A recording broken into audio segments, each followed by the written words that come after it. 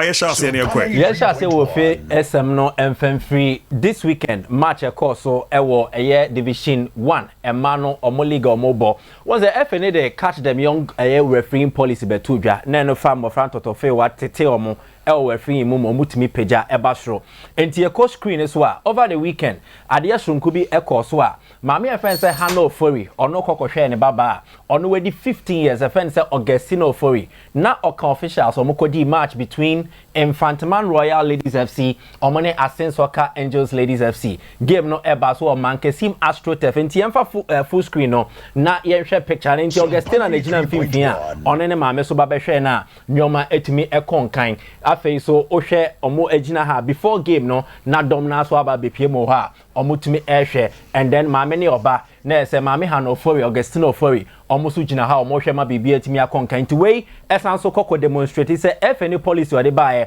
so omotete mbofra mama be referees e mane mema yina no ade enu so utimi nkonkan eboa na etimi apeja Ghana football over